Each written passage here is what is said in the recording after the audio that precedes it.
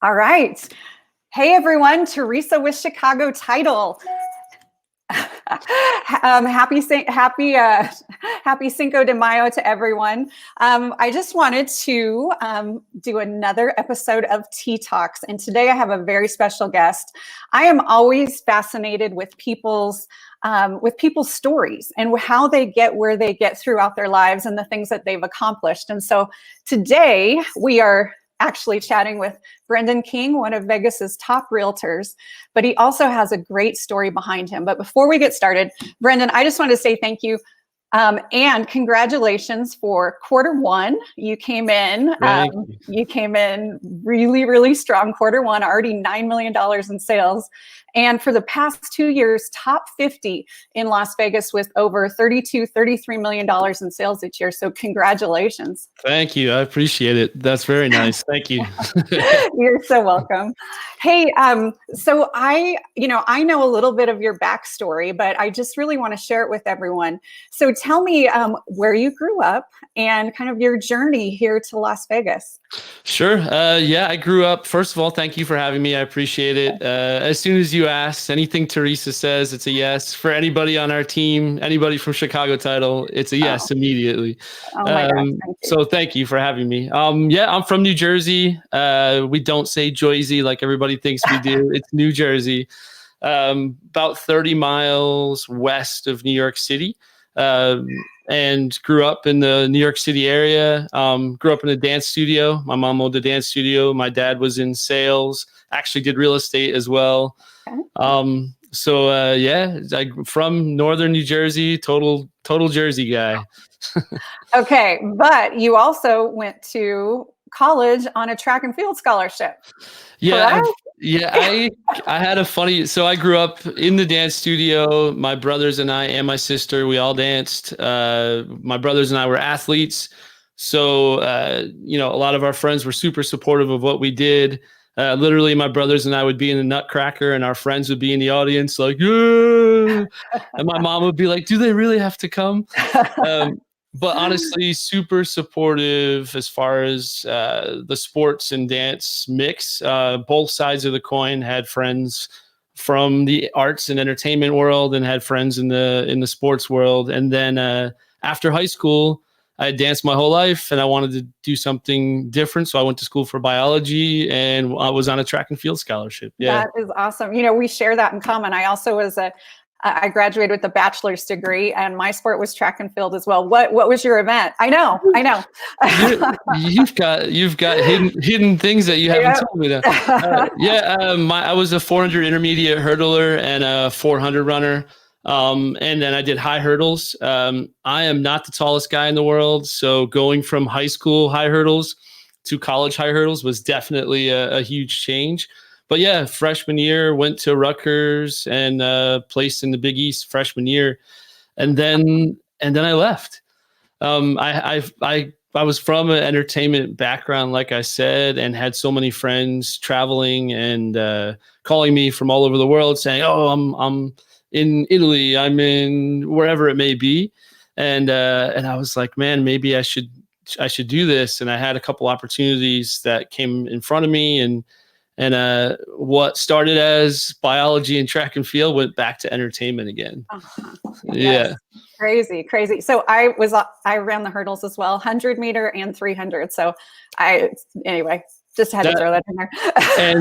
and for anybody who's ever run the three or 400 meter hurdles, it's the worst race on the planet. It's pretty much choosing to torture yourself. But I loved it. And we had a great team at Rutgers and I had tons of fun. I loved it. Well, it's amazing to be a college athlete. I wasn't one, but my daughter was, and she actually just graduated. But just the experiences that you have and the discipline and the competitiveness that you develop, and I'm sure that is what has propelled you in the real estate community to be one of the best here in town. So, you know what? I just get obsessed with things. Whatever it is, if it's cooking or entertainment or real estate, honestly, I go all in and I don't really I don't really have another button. So I think it's probably a good and a bad thing, but equally, I just really get passionate about anything I do. That's awesome. So I also know that your wife is an entertainer, performer, and entrepreneur as well. Why don't you tell us a little bit about Amy? Sure. Yeah. My wife and I met because my sister and my wife were Rockettes together at the Radio City Rockettes. So my sister would give me a call sometimes and say, "Hey, there's a little Rockette party." I'd be like, "Yes." Yes. I'm there. Yeah. So one of these holiday parties, I had met my wife there, and my brother was on Broadway, my sister was on Broadway, my wife was on Broadway. The whole family actually was fortunate enough my brother and I both did Wicked at 2 different times in the same position, which is crazy. But yeah, fortunate, honestly, my wife and I met through the Rockettes because my sister was working there as well. Incredible. So can you pick a favorite Broadway show that you were in? Oh man. There's a show called Moving Out, which was by Twyla Tharp and Billy Joel. Honestly, it was the best blend of athleticism and entertainment that you could possibly put together. It was the hardest show ever on Broadway physically, and we could only do, when we were on tour, 4 shows a week. So in New York, we were forced to do 8. On tour, it's a little different schedule, so it's like doing a marathon. But honestly, Billy Joel music, Twyla Tharp choreography, really awesome show. Great. Yeah. Okay, so now fast forward to Las Vegas. So I was working on Broadway. My first daughter was born. We moved out to the suburbs after living in New York City for quite a while, and realized that the commuting to New York City was not what we wanted to be doing with kids and everything else. So honestly, at the time, after several shows and commuting into the city, my wife and I started looking at what are other opportunities where you can go do a show and have a pretty normal life. And I think you'd probably attest to this with your friends who do work in entertainment in town. The schedule was 5 days a week. On Broadway, it was 6 days a week, and you have 68 or 69 more days off at Cirque for the same pay. And your commute is not an hour and a half on a train. I used to walk to the train, take the train, ride my bike to the theater, get off, like it was an hour and a half each way. And here it's the same distance, but it's 20 minutes, 25 minutes. So we were just looking for a quality of life and visited a friend here who actually still works for Cirque. And we were like, oh, this isn't the Strip. It's actually clean and pretty, and like we just loved it, and went back, put our house on for sale on the market, and came here. It's so different. When I first moved here almost 4 years ago, people were like, where do you live? I'm like, it is an amazing community. There are parks, there are tennis courts, there's, suburbs, there's schools. It's not just the Strip, but the Strip is a huge part of who we are and what's special about our town. And I know that I have a great picture of you from your show Love, which you were one of the main feature characters, correct? Yeah, I was at Love for 8 years, actually. Honestly, the best group of people. I never realized how I was a good athlete, but honestly, meeting half the people from Cirque, I realized I stepped down a level when I met with them, because we would go snowboarding, and I was a new snowboarder. I actually learned how to snowboard in Vegas, and these guys would throw doubles just off of little tiny hills. Incredible athletes and just down to earth people. Honestly, I really enjoyed all 8 years there. That's awesome. Yeah. So when I just put up a post this morning to kind of promote our talk, and I saw a comment from somebody saying, "Oh, are you going to talk about jumping over the car?" So I had to go find that picture too. So there we go. You're like full on in the air over this awesome Volkswagen from Love. I think by the time I left, I realized I had jumped the car something like 3,500 times or something like that. To the point literally where it was like putting shoes on. If you were to ask me to do that now, I don't know that would be the case. It hurts a little bit more when we get older. The landing hurts, I should say, but Exactly. That's true. oh, so transition into real estate now. So when did that change happen? So I grew up around real estate. My parents had some properties, and my brother's a real estate agent in LA. Actually, he was one of the first agents over in Compass in New York City. And I had a high interest in real estate for a number of years. I actually had my license for a little while in New Jersey, but was so busy with shows and everything that I kind of put it on the back burner. When I had moved to Vegas, I got my license in Nevada, and honestly was doing at one point shows and a full-time real estate career for about 2 to 3 years, where I was doing both. And it got to the point where one kind of outweighed the other, and the body was going this way too. And I still felt good, but my kids were getting to an age where they're home at night, and I would leave when they got home. Holidays got to the point where, Christmas Day, open gifts, got to go to work. So all of that kind of put together, loved my opportunity at Love and at Cirque, but it was the right time at the time when I transitioned into real estate. And I was fortunate enough that things were going really well. So I don't look back. I'm not a past person, but honestly, the experience at Love was great, but I'm really enjoying real estate in a whole different way. That's awesome. So tell me a little bit about your team. Aren't some of your team members also from the performance world, entertainment world? Yeah, we have a couple. We have a lot of clients from Cirque du Soleil in general. Honestly, I really enjoy helping the artists in town. They're focused on their physical health and the show. So I really try to take the time with them and teach them, like, this is how you buy a house. This is how you get pre-approved. Because not that they aren't smart enough to learn that. They're ridiculously intelligent. It's just not their point of focus at this point in their life.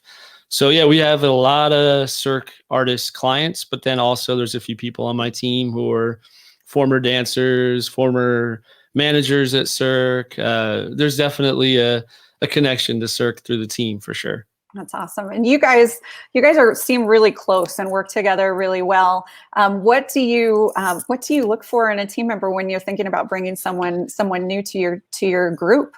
I don't know if the way I put it, I can say live right now, but I like when people give something when they really, honestly, that's the first approach when I interview somebody is, what's your main purpose for why you want to do real estate or why you want to work with people? And if the main focus is money or notoriety or anything like that, honestly, it's an immediate no. Just that people ooze that when that's the main focus of their life.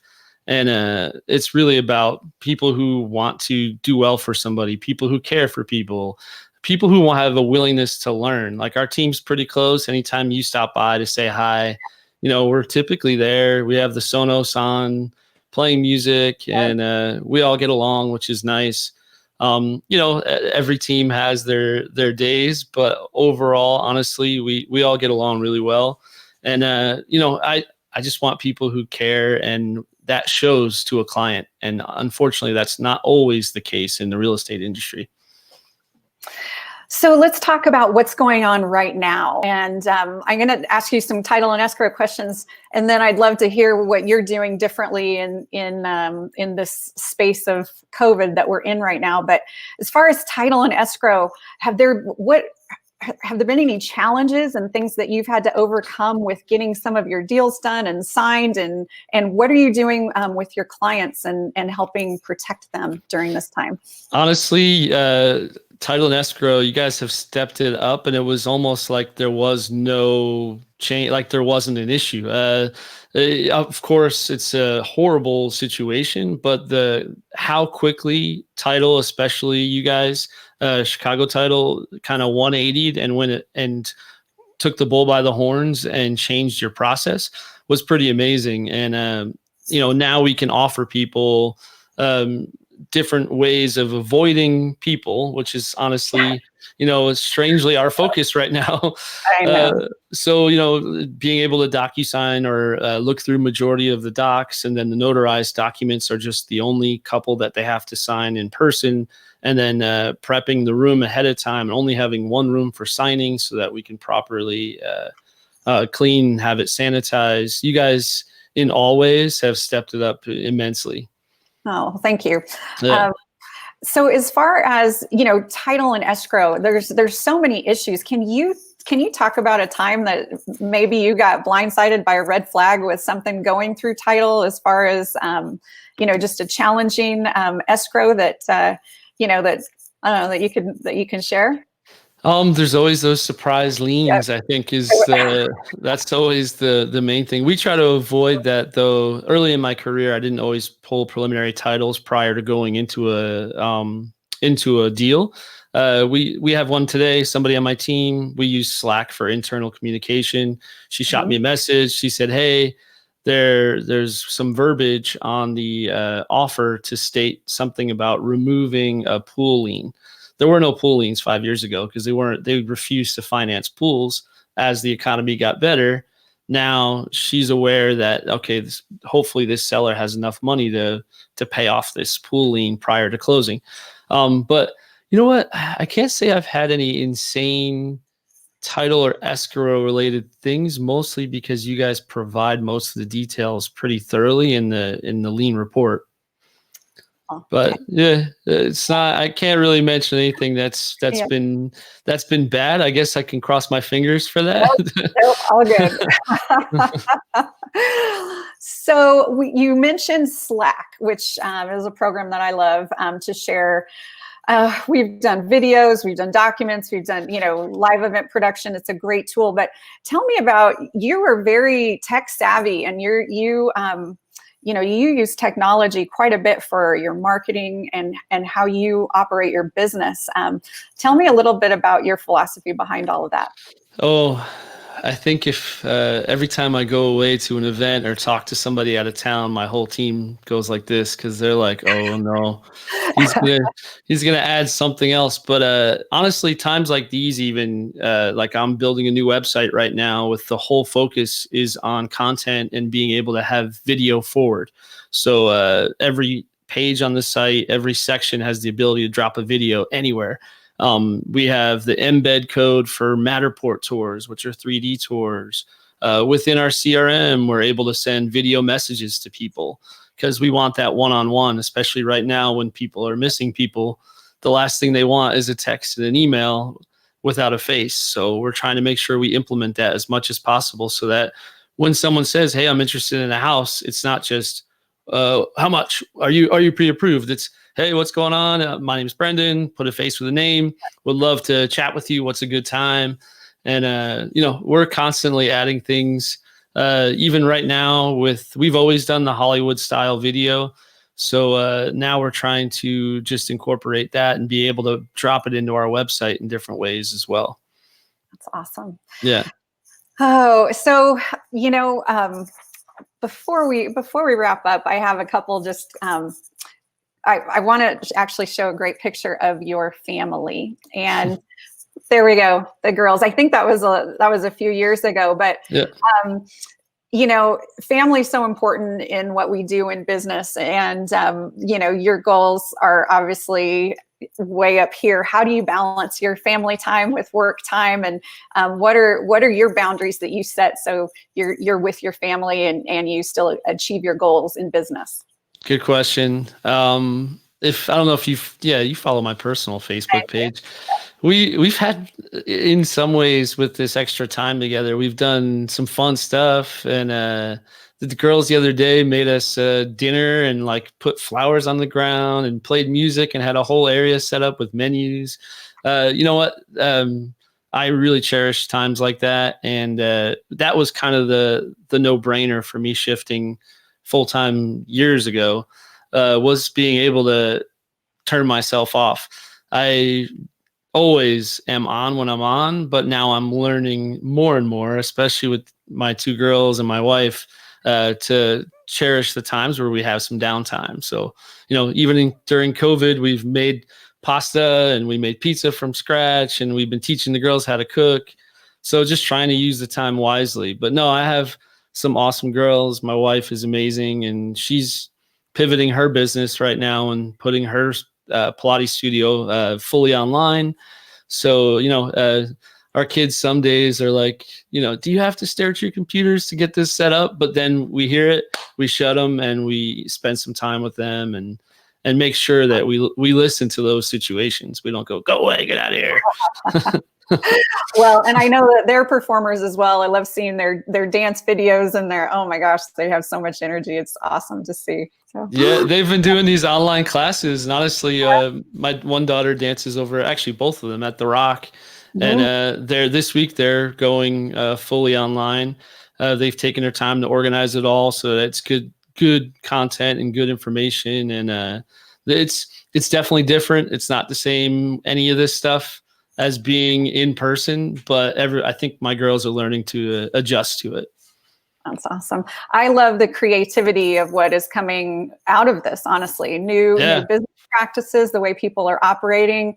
I even saw before I got on that you're doing a virtual home seller tour tonight online. Yeah, right? We are. Yeah, we're going to do it at 4 p.m. today. We're going to go through, actually, one of the guys on our team is actually selling his house, Ryan Roush. And so we're going to go through the house. We're going to show the Matterport 3D tour. Ryan's going to explain some of the renovations he's made, because people tend to be afraid of renovations, and all of us have all renovated our houses on the team. So we're like, hey, we've got experience.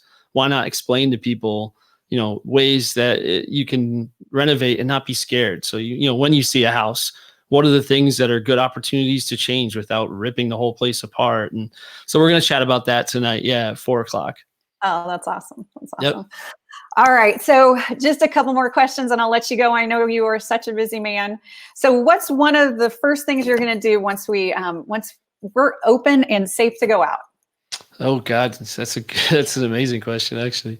It's a tie between going to Lazy Dog. I don't know why I love that place. Take the dog? Or do you have a dog? We actually just got a dog that was born 2 weeks ago. So we'll have a dog in 6 weeks. So I'll be able to go there, or go to a Golden Knights game, or even watch a Golden Knights game at home. We just put in a pool and an outdoor TV, and my whole focus was to be able to watch the Knights game outside. But there's worse things in life. But yeah, it's a good question. I could probably rattle on 70 other things that I'd rather do than stay indoors, honestly. Well, Brendan, thank you so much for your time today. I think you have such a great story and a great message, and I'm always curious of how people get where they are. And anyway, I just thank you for coming on and sharing your story and talking title. Escrow, and we appreciate you. Thank you. No, thank you so much. And nice to know that you're a track runner and a hurdler. Can't believe you kept that from me. But no, thank you so much for having me, and honestly, really appreciate it. All right. You take care. Have a great day. Have a great week. Bye-bye, everybody. Bye-bye. Right. Happy Cinco de Mayo. Yes. Feliz Cinco de Mayo.